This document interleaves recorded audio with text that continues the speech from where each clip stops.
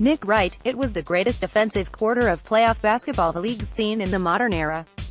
I mean, that's not even my opinion, that's just a fact. The only other team to score more than that was the '62 Lakers. This was the first time in a playoff game a team has beaten a team by at least 30 points in a quarter since the '86 Celtics, widely considered one of the 5 greatest teams ever. And they won because of their defense that quarter. They won 36-6. Jenna Wolf, Wright, Nick Wright, the Rockets won 50-20. The score at the end at halftime was 50-49. Jenna Wolf, 1 point. Chris Carter, yes, Nick Wright, they had scored 50 points in the first half. That's amazing for an all-star game. I couldn't believe what I was seeing. It was just an unending avalanche of high-efficiency shots going in. And it came, in their most important quarter of the season up to that point. Chris Carter, at that point, they were not shooting the ball well. It's one of the greatest displays of basketball I've seen in 12 minutes. There's a couple different talking points. You can either talk about James Harden outscoring the Timberwolves, 22-20, or you can just talk about the rest of the team outscoring the Timberwolves, the 28 that they scored if they were a 4-man team. Jenna Wolf, I know. Chris Carter, so it was remarkable. Also, Harden was hot, but he was still unselfish. It's hard to get 22 points and still be unselfish. I believe that they'll look back on this quarter, and this be the quarter 'cause it's the best quarter that they've played. In the 4-game series, this will be the quarter that they went on their championship run. Nick Wright, listen, the Rockets were the best team in the NBA all year long. And to be totally candid, through 14 quarters of playoff basketball, 3 1/2 games, they looked far from it. Chris Carter, yes, Nick Wright, through 3 games, the Pelicans looked better, the Warriors looked better, you could argue Philly looked better. The Rockets looked shaky even in their wins. And early in this game, James Harden starts out 0 for 7. Chris Carter, yeah, PJ Tucker goes down with a knee injury. I said, okay, here we go. Nick Wright, right? Chris Carter, this begins the avalanche of injuries. Nick Wright, absolutely. And Tucker's knee injury was a weird one. It looked really scary, and then he was back in the game 10 minutes later. I thought he was done, definitely for the game, maybe for the season. He ended up being he's going well, he came back, pardon me. So of course he'll be back.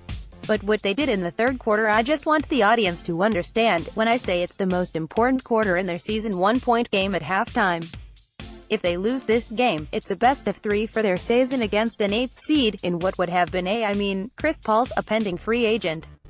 You would look at the head. All these things sound outrageous when you win 65 games, but if you win 65 games and you don't get out of the first round, and there are already questions about your coach Chris Carter, yes.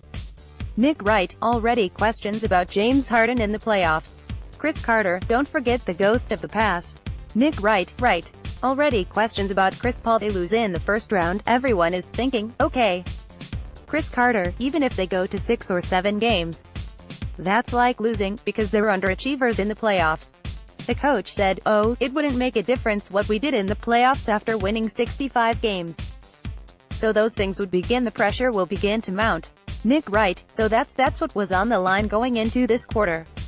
It's the most pressure-packed quarter this version of these players this year's team has ever played together. The most important quarter you've played all year long. And you put a 50 ball on them? Like, there you obviously, scoring 50, quarter's wildly impressive no matter what. But you do it in the second quarter of a game in a series, you're up 3 games to nothing, it's one thing. Jenna Wolf, not when you've got a 1-point lead at halftime, knowing what the knock on you is that you succumb to the pressure in the playoffs that experiences the problem. And you put 50 points up and both your stars score. They've had games where one scored, the other one scored well, Chris Paul plays great, James Harden plays great. And you don't know if they can find a game where they both show up, and they both showed up. They put together a complete game, and they played great. Chris Carter, and you've got to keep your eyes on what else is going on in your conference. The Pelicans sitting at home chilling, they'd already swept Portland. Golden State getting ready to get the gentleman sweep in with the Spurs. Like, you need to keep an eye because it's not what this series would do, it's the next round, the totality of round number 3. And then ultimately, a month from now, when you're in the NBA Finals.